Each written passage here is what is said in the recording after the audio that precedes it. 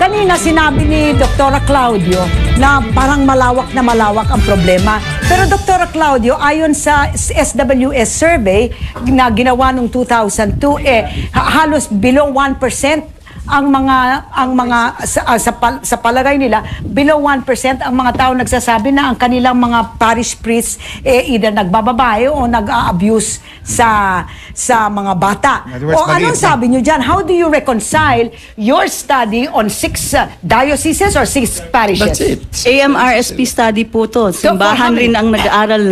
How many? Hahanapin ko po. How many parishes? No, kasi 18 archdioceses, dioceses, and prelatures in the Philippines. 18. O, paano yan? May I ask the two priests here, Maring Winnie? Ito ba'y nagbimbit yung mga pare? Pinag-uusapan ba yung mga problemang ganito? May proseso kayo to help the other priests, to help the victims, kung quote-unquote Well, victims? very recently, sa amin diocese, and I know for other dioceses, in preparation for the July meeting of the bishops, yung tinatawag guidelines how to handle protocol. this problem ay pinag-usapan na. Hiningi yung mga opinion, so hopefully the final... Pero before Father? Well, even before, lagi naman may process sa simbahan paano nire-resolve yung problema. Pero sa inyong pulong-pulong, anong lumabas? Na talagang malawak ang problema o maliit ang problema? Mukhang hindi. Halimbawa, kasi sinasabi ko nga kaya sinasabi ko kanina, yung usapin na bumaba yung kredibilidad, hindi.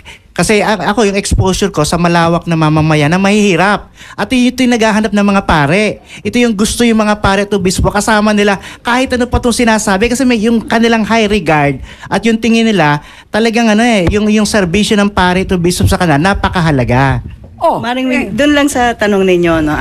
Ang kadalasan po nating karanasan dyan, dahil matagal-tagal na rin po akong nagtatrabaho sa issue ng violence against women, pag mababa pa ang eksperyensya ng tao, natatakot pang lumabas. At kung quantitative ang study methods, yung malawakan po na ganyan ang sitwasyon, mababa po yan. Pero pag tumataas na po ang kaalaman ng tao, handa na po yung ibang magsalita, o kaya gumamit ka ng metodo na talagang kinakausap mo ng masinsinan, tumataas po yung statistics all the time. Tungkol po dun sa guidelines ng simbahan, meron po rin akong nakita sa aming research na meron na po daw na church protocol. Ang gusto ko lang palabasin dito, kung babasahin nyo yung church protocol po na nakasulat dito, si Orlando Quevedo, si the president of the CBCP. Opo, ang nagsulat ay hindi po nasusunod kahit dito sa loob ng debating ito.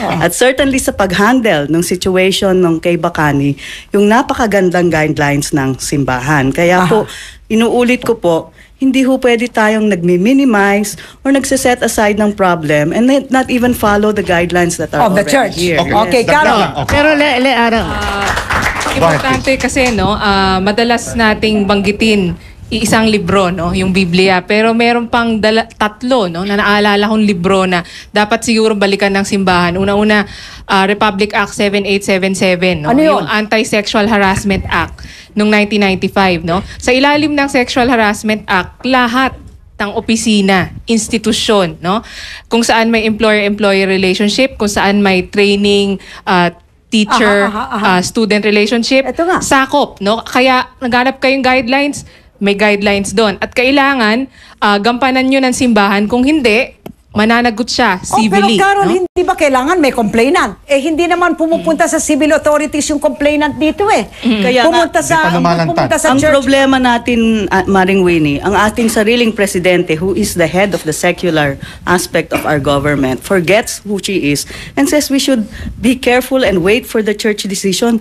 But if this is a criminal offense? No, she didn't say No, I refuse to believe the point. It has not been brought to the civil authorities. Paano civil authorities? But I find that statement rather inappropriate. Well, Someone who's heading the civil authority. The president is one of the authors of the anti-sexual harassment law. May reaction lang dito. Go ahead, please. Go ahead. Sa akin lang po, basic response to the basic issue. If we allow prejudice to happen, we are forgetting the wonderful things these people have done. And baka ma-miss din natin yung other wondrous things na magagawa pa nila, diba? Alam mo na, ang ibig mo sabihin, pag merong sala, you will make patawad na. Because maraming ginawang maganda. Collectively, we have to.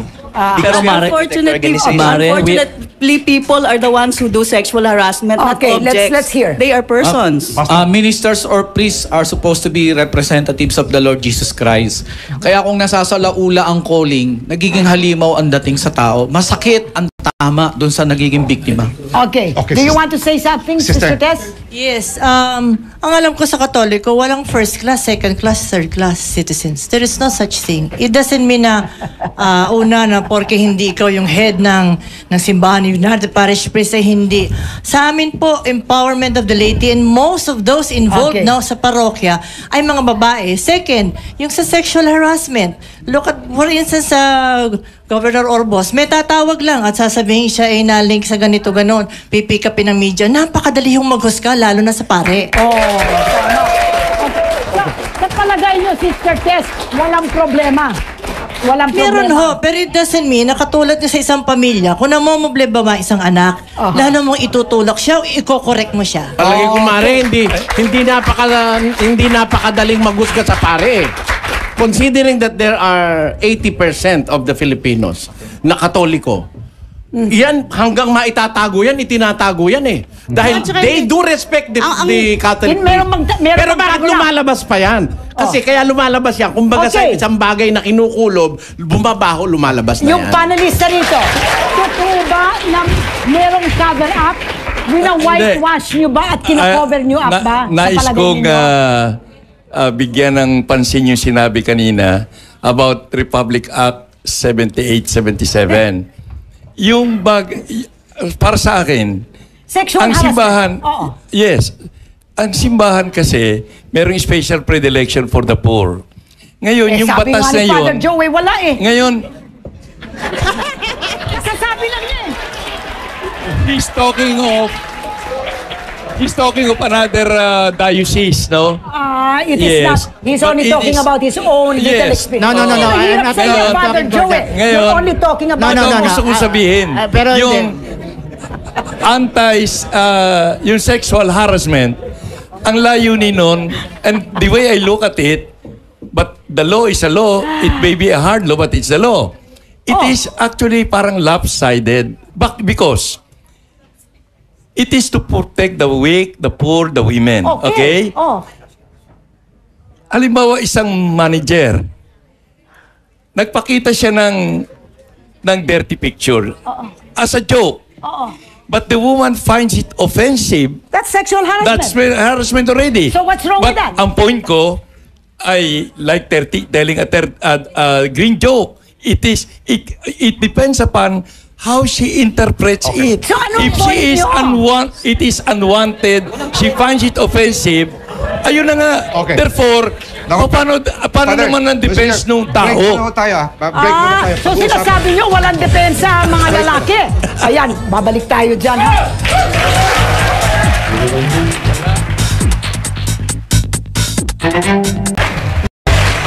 Okay. Naku mga pare, akalain nyo wala na tayong panahon. Kailangan na tayo mag-final statement. So can we start with Dr.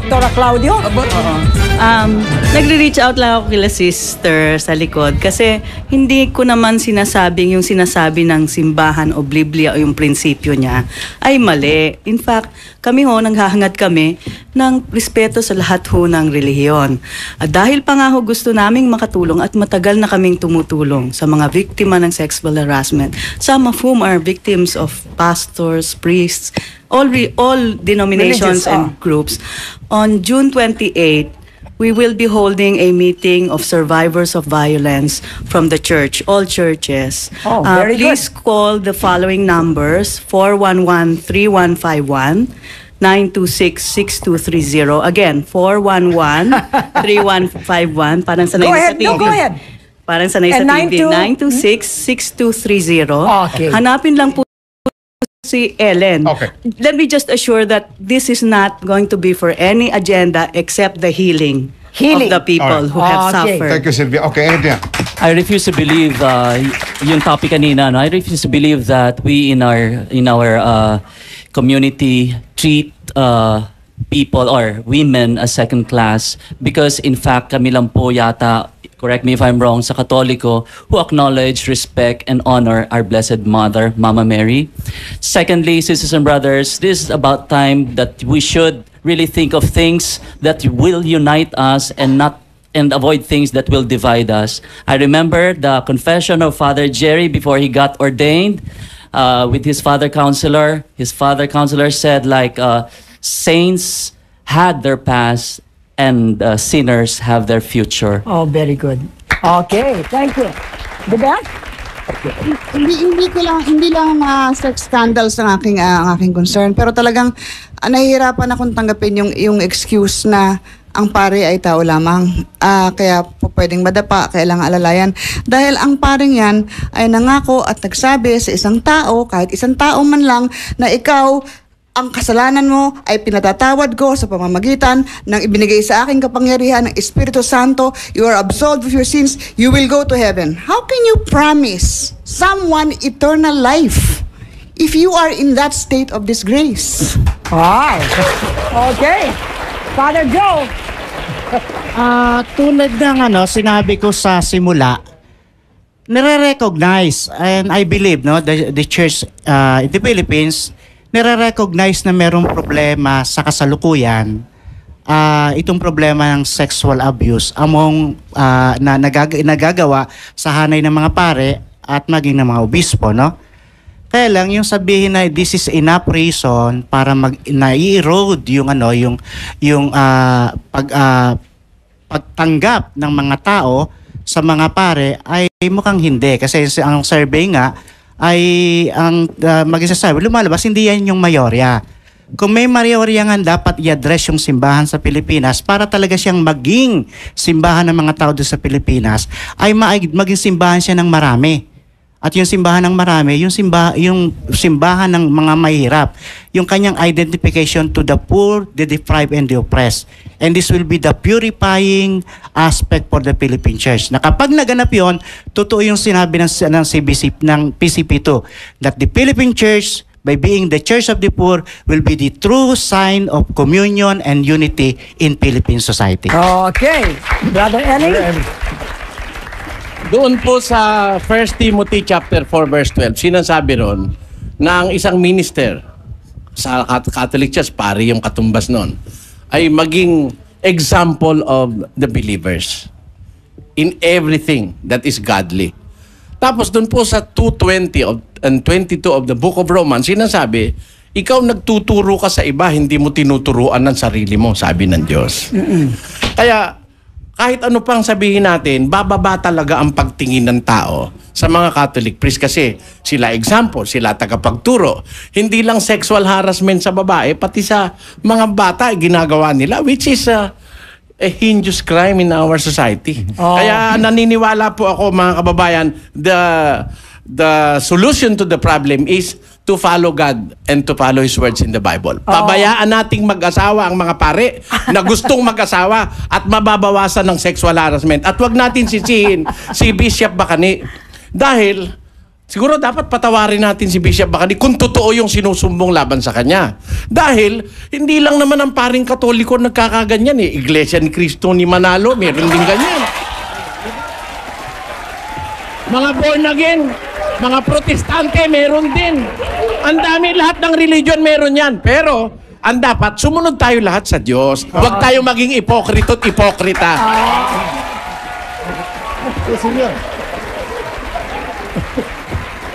Monsignor Nico. Ang sabi ng Second Vatican Council, Ecclesia semper reformanda. The Church is always in the process of being cleansed. Ang simbahan ay both human and divine. And as human, she partakes of the frailties, the vulnerabilities, and brokenness of being human. Ngayon, tayong lahat, on the way to God, ay dapat look into ourselves.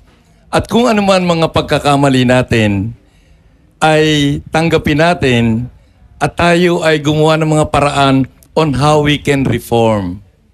meron tayong mga traditions, mga regulations that are not in consonant perhaps with what Christ said, especially Matthew 19, 7 to 13.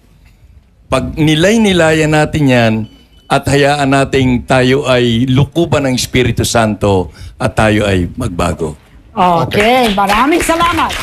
Okay, anong say mo, pare? Alam mo, Maring Winnie, mga marit pare dyan, maniwala kayo at hindi, madami ho sa atin, ang totoo lang, kailangan po ang pare. Very much like kailangan yung doktor, kailangan yung lawyers, kailangan yung iba't ibang mga profesyon. Kailangan ho yung pare. Ang sinasabi ko lang mga kaibigan, ito pong nangyari kay Bishop Bacani. Hindi natin alam kung exactly ano nangyari. Ito po'y lilipas.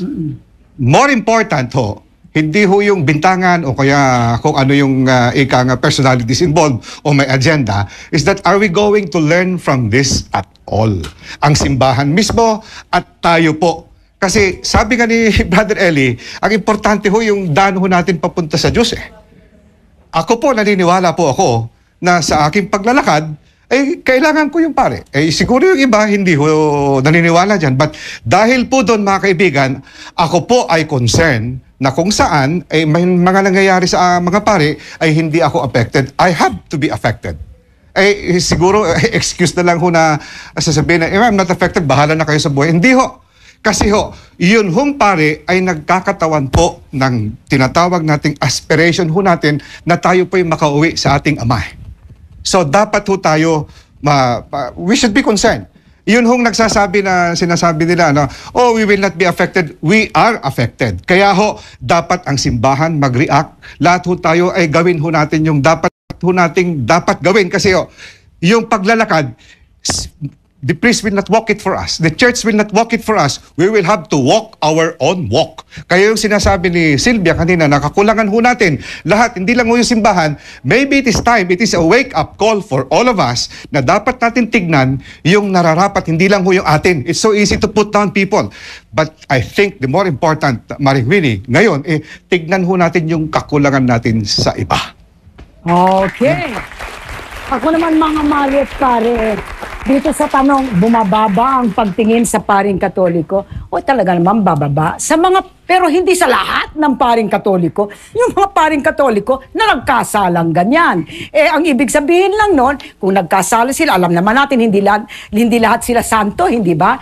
Kung magkasala sila, kailangan parusahan sila. So, those people, those Catholic priests who have sinned, syempre bababa ang tingin mo. Hindi man pwedeng tataas. Pero iba yun sasabihin, bumababa ang tingin mo sa isang paring Katoliko at saka bumababa ang tingin mo sa buong church. Alam nyo mga marit pare, I am a Catholic by choice. So even before I became a Catholic, naku, alam na alam ko yung kasaysayan ng Catholic Church. Naku, katakot-takot ng daming murders and incest and kung ano-ano dyan, torture, etc. But alam nyo, the church is more than the sum of its parts. At saka tama si Father Nico. Ito po ay wake-up call.